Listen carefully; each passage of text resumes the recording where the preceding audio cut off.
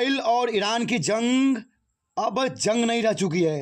यह अमेरिका की एंट्री से वैश्विक स्तर पर हलचल तेज हो गई है। इससे ईरान के 3 परमाणु ठिकाने फोर्दो, नतांज और इस्फहान पर अमेरिकी B-2 बॉम्बर्स ने बम बरसाए, जिसमें इन ठिकानों के नेस्तनाबूद होने का दावा किया जा रहा है। ईरान के खिलाफ अमेरिका के इस सीधे वार के बाद तेहरान में हाई अलर्ट घोषित हो गया है। ऐसे में सवाल खड़ा ये होता है कि ईरान इस मसले का बदला किस तरह से लेगा। ईरान के विदेश मंत्री अब्बास अरागची ने अमेरिकी हमलों के बाद कहा कि आज सुबह जो हुआ वो बेहद खतरनाक और चिंताजनक था, आपराधिक मामला से जुड़ा हुआ था। इसका असर हमेशा के लिए रहेगा। दुनिया के हर देश को इस पर चिंतित होने की जरूरत है। उन्होंने कहा कि संयुक्त राष्ट्र चार्टर के तहत हमारे पास आत्मरक्षा का अधिकार है। हम हमारे लोगों और देश की संप्रभुता और उसकी हितों की रक्षा के लिए हर विकल्प को चुनेंगे।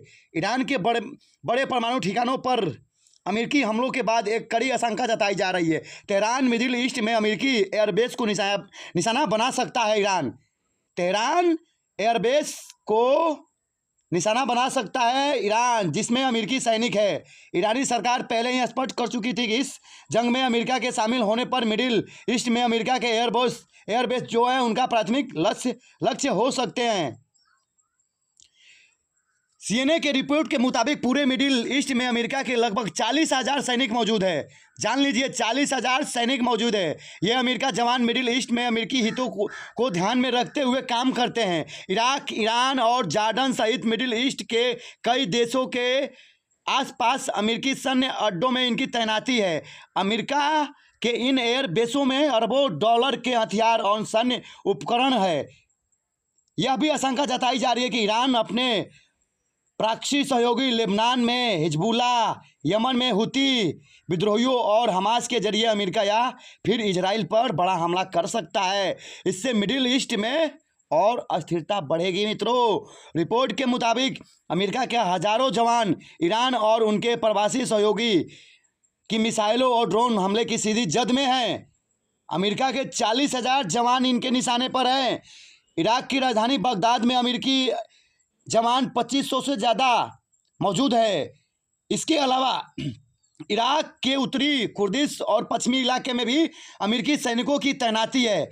बहरीन के मनमा में अमेरिकी नौसेना के पांचवें बेड़े का हेडक्वार्टर है। यहाँ अमेरिका के लगभग 9,000 अमेरिकी सैनिक है। इसके अलावा ईरान एक तरह से रूस और चीन जैसी अपनी सहयोगी के साथ मिलकर अमेरिका पर कूटनीतिक दबाव बनाने का भी कोशिश कर सकता है।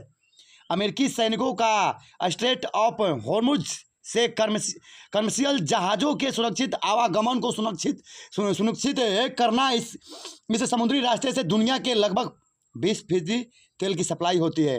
अमेरिका के हमले के बाद अब ईरान जो है ना, इस हॉर्मुज को बार जोन बना सकता है। इससे वैश्विक स्तर पर कच्चे तेल की जो कीमतें हैं ना, उसमें बढ़ोतरी हो सकती है। स्ट्रेट ऑफ हॉर्मुज दरअसल फारस की खाड़ी को ओमान की खाड़ी और अरब सागर से कनेक्ट करता है।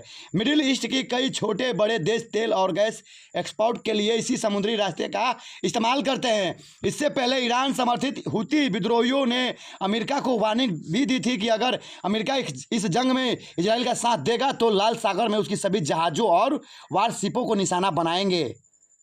तो आप लोग क्या कह सकते हैं कि ये ईरान और इजराइल के जंग में अमेरिका सीधा एंट्री ले चुका है और अमेरिका को खुलेआम धमकी दे रहा है। ईरान